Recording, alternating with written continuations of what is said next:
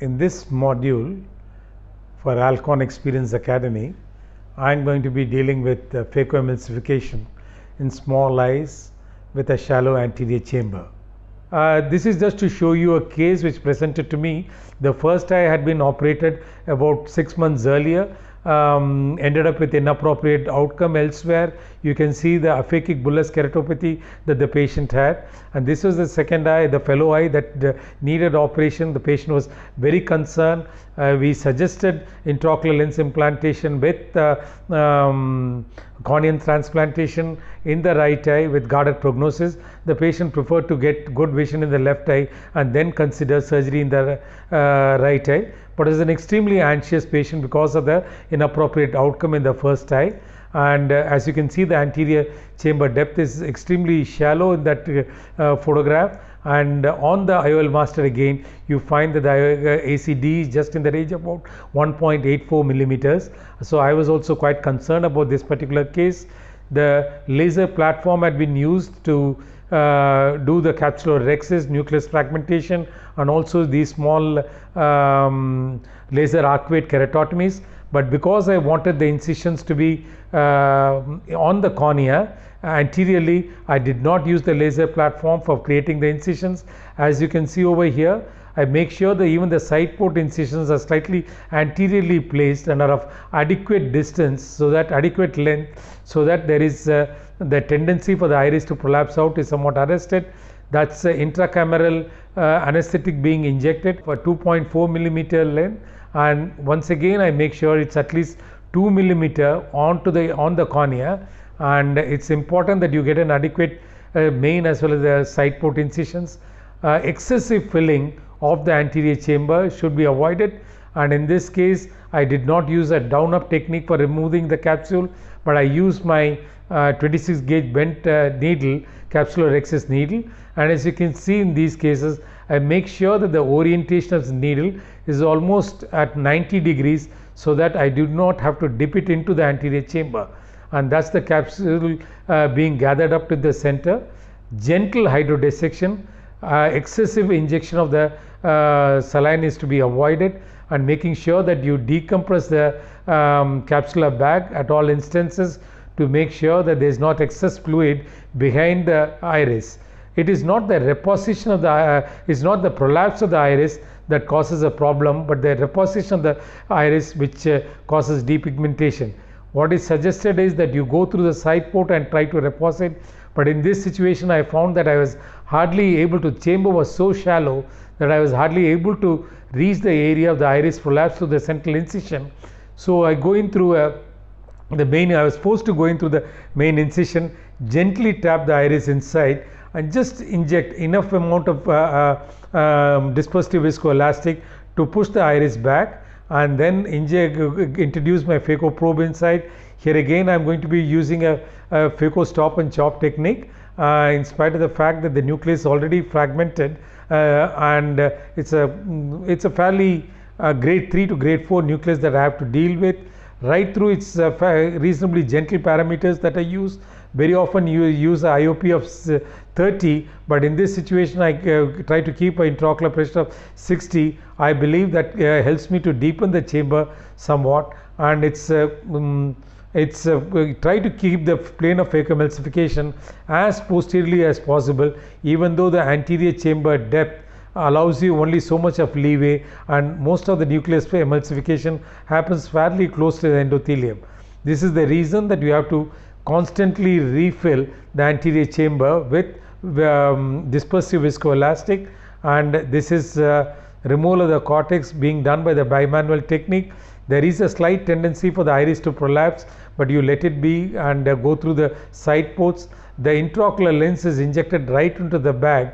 In these situations, if the lens is not injected, settles down in the sulcus, sometimes it becomes a little difficult to maneuver it into the capsular bag, and that's the leading haptic which is injected into the bag, and subsequently the trailing haptic is positioned into the capsular bag. And you can see a certain amount of iris chafing that has happened over here in spite of all the precautions that was observed. And at the end of the surgery, the lens appeared, the pupil appears a little distorted, somewhat horizontally overlies, but that, as you would see in the postoperative period, will settle down. This is 1 week later, and as you can see over here, you have a fairly round pupil over here. You can see a certain amount of iris chaffing in this area, but it's a fairly acceptable cosmetic results, and you can see still the anterior chamber depth is quite shallow even a week later. But though the removal of the lens itself allowed the anterior chamber depth to increase from 1.8 to 2.04 millimeters. Thus, this is one of the ways by which somewhat compromised anterior chamber depth could be dealt with. Going on to another scenario, this is a case which required a plus 129 diopter, and here again the anterior chamber depth was more in the region of only 2 millimeters, but this was associated with the fact that it is a fairly hard nucleus that I had to deal with. One redeeming aspect was that the pupil dilatation was good. As I already mentioned, the incisions that you make has to be quite adequate, slightly anterior as well as of adequate length of at least 2 millimeters. I make sure there is a cornea marking that I use to ensure that I get at least a 5 to 5.5 millimeter rhexis, especially in this hard nucleus. Avoid excessive visco or hydrodissection, and that's the cortical material in the epinucleus being removed, and then subsequently the first chop that's being initiated. Here I am using fairly high parameters because the hardness of the nucleus, and I am using also a IOP of 60 millimeters. That helps me to keep the chamber slightly deeper compared to what I would get with my conventional 30 millimeters. Thus the nucleus division that's happening in a methodical manner. Too much introduction and removal of instruments is also to be avoided, because that is what predisposes to the prolapse of the iris tissue. Usually I do my initial nucleus division using a longitudinal phaco and a torsional phaco all along as far as removal of the fragments is concerned. Here again, frequent filling up the anterior chamber with dispersive viscoelastic is extremely important. Try to keep the plane of the phacoemulsification as posteriorly as possible. Advanced instrumentation like the Centurion gives you the confidence to go ahead and use these parameters even in this somewhat compromised anterior chamber depth. Good irrigation, bimanual irrigation aspiration is done to remove the cortex, and you can see the intraocular lens being placed in the back with a nice overlap of the rhexis margin onto the intraocular lens. Going on to another situation where in this one eye required about a plus 40 diopters, another eye required about a plus 56 diopters. As you can see, the various commonly used formula giving completely divergent intraocular lens power calculations. I did mention that the Holiday 2 is my go-to formula, but when I see so much of divergence between different formula, even though it's possible to get a custom made lens of about plus 55 diopters, there will be significant spherical aberration and propensity for errors in intraocular lens power calculation. So in these situations I do a piggyback lens, usually use a plus 40 diopter single piece lens for a primary intraocular lens implantation. That's what is being done here. This was actually clear lens extraction that's being done. This patient was about 34 years old, had a plus 10 diopters power in one eye, plus 14 diopter power in the other eye. This is both the eyes being done a week apart, and this was the refractive result that we had. The eye with a plus 10 diopter ended up with a 6.6 with a small error, while the second eye, which was amblyopic, had a 6.36 with a requirement of plus 6 diopters. And in this case we are going to go ahead and implant a Sulcoflex lens. This is a simple calculation, being that for every diopter of hyperopia you need 1.5 diopters of correction in the lens. For every diopter of myopia you need 1 diopter of correction in the secondary lens. Here, because we had a plus 6 diopters, it's a plus 9 diopter Sulcoflex lens which is going to be implanted, which is 14 millimeters in overall diameter and 6.5 millimeters optic size.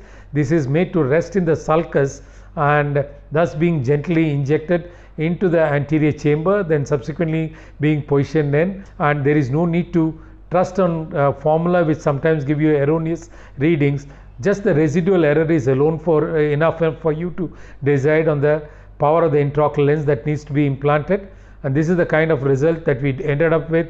The second eye, which was amblyopic, which received this sulcoflex lens, actually ended up with a plano refractive error, but a 624 best corrected visual acuity because of the amblyopia. And this is what you see in a post-operative anterior segment OCT. You can see there is a significant difference between the secondary lens and the primary lens, and the concavity of the secondary lens that is over here.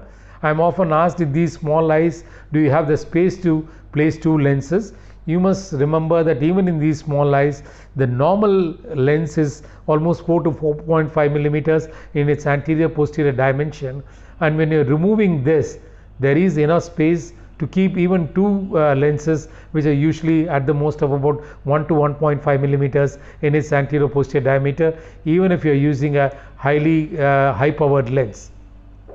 So when you are tackling these cases of extreme hyperopia, for getting good visual acuity results, you might have to resort to laser vision correction or piggyback lenses, or at times make customized intraocular lenses of high power to deal with the kind of power that you are facing in that particular situation.